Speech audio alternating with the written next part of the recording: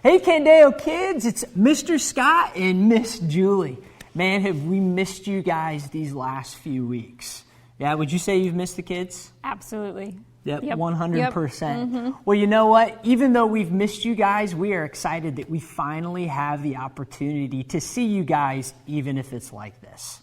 And even though we can't see each other, we can still hear from God from His Word. So before we hear from God's Word in the Bible, we got to get our brain juices flowing, right? And we have to get our wiggles out. So let's do this. What I want you to do is think of any toys that you have in your house. Think of anything that you left out in the living room around you, and let's see how fast you can put it away. How many counts will it take you to get all of your stuff put away? Are you guys ready? You got in mind what you want to put away? On your marks, get set, go. 1, 2, 3, 4. Hurry up, the clock is ticking. Put the stuff away. Go. 5. We're almost halfway there. 6. Look under the couch. 7. 8. We're almost there. Let's Mr. go. Scott can only hold it for so long. 9 and 10. Oh man, I hope you guys got everything put away. Yes. And we got some of our wiggles out. Now that we've gotten all of our wiggles out and our brain juices flowing, we remember that if you've been with us these past few weeks, as we've been opening up the Bible, we've been learning about from the book of Genesis about how God has been faithful to the people who He said He would keep His promises to. Do you guys remember about how last week we learned and have been learning about a guy by the name of Jacob and how God has been using Jacob? Do you remember Jacob and his brother Esau? Jacob was always trying to scheme and make his own plan instead of trusting in God's plan. Well, this week we're going to learn about one of Jacob's sons named Joseph. And Joseph was somebody who trusted in God's plan even when bad things happened. He knew that God was always going to be faithful to him because God always keeps His promises. We're going to learn about that today and see what happened to Joseph. And we're going to see how God used Joseph as part of His plans to save His entire people, His entire nation, Israel, the family of Abraham. So let's check it out in this week's video. Jacob settled in Canaan, the land God promised to Abraham and his family. Jacob's family included several sons, but his favorite son was Joseph. To show his favoritism towards Joseph, Jacob gave him a robe of many colors. At 17 years old, Joseph told his father that some of his brothers were not tending to the sheep like they were supposed to. For this, Joseph's brothers hated him and were not kind to him. Joseph shared with his brothers a dream he had. He dreamed that he and his brothers were putting together bundles of grain. Suddenly, Joseph's grain stood up and the others bowed down to his.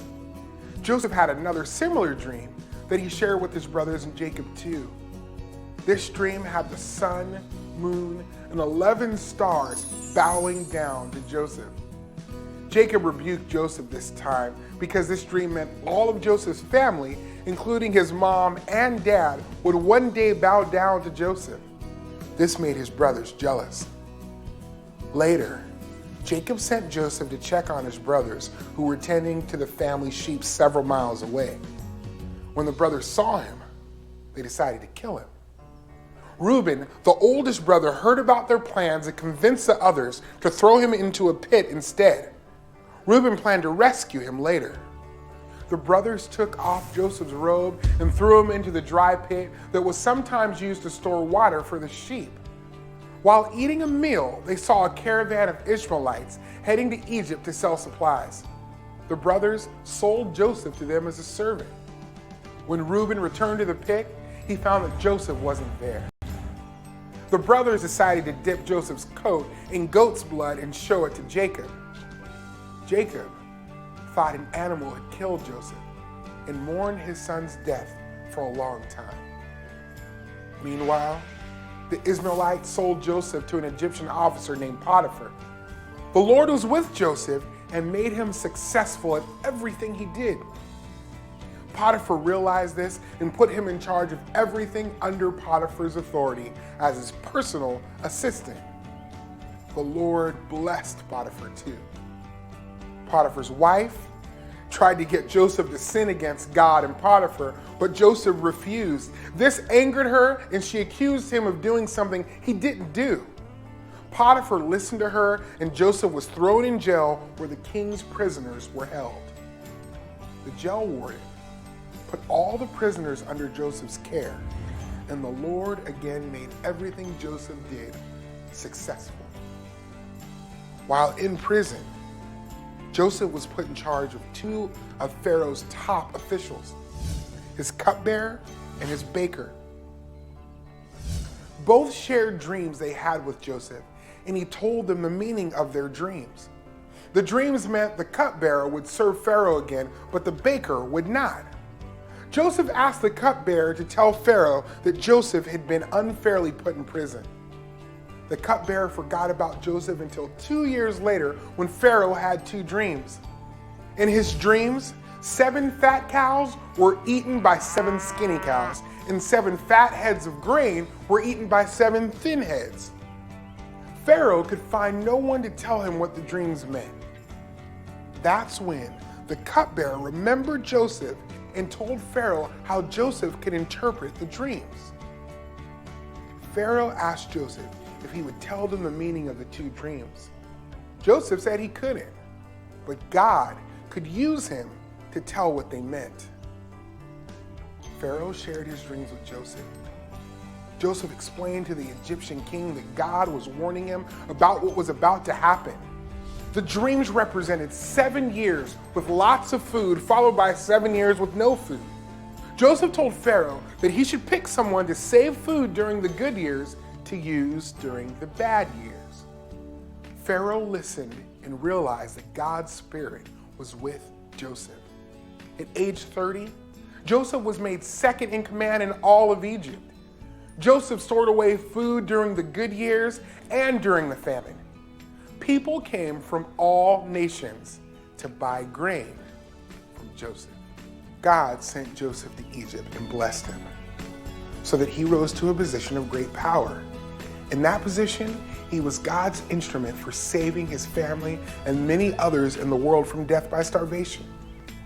Jesus gave up his position of great power to be God's instrument for saving people.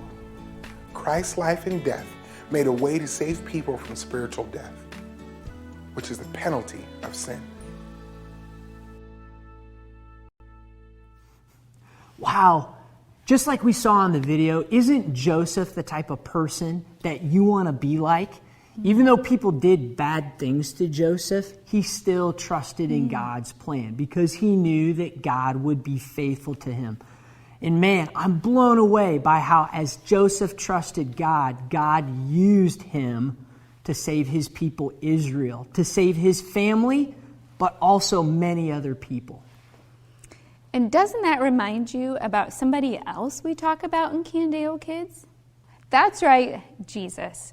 We know from Joseph's example and Jesus' example that God is always with us.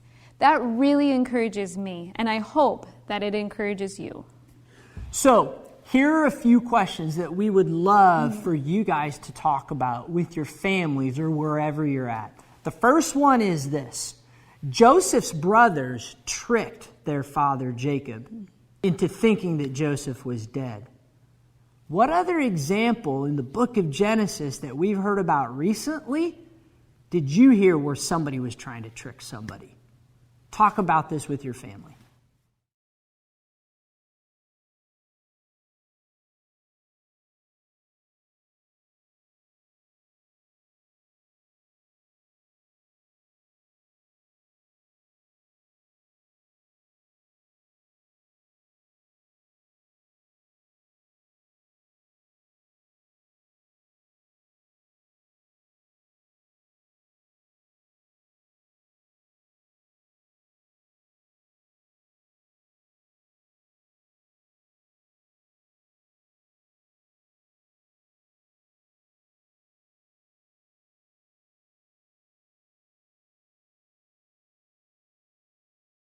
Jacob tricked his father Isaac into thinking that he was Esau and giving him Esau's blessing.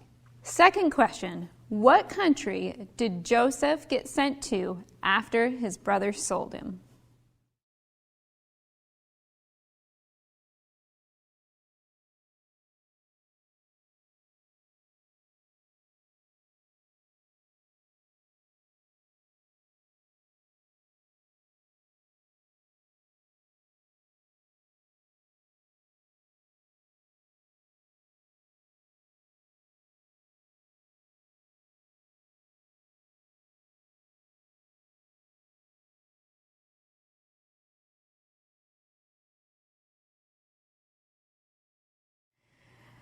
That's right. Joseph was sent to Egypt, where God would later use him to save his people.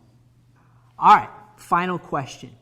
How did God use Joseph while he was in Egypt?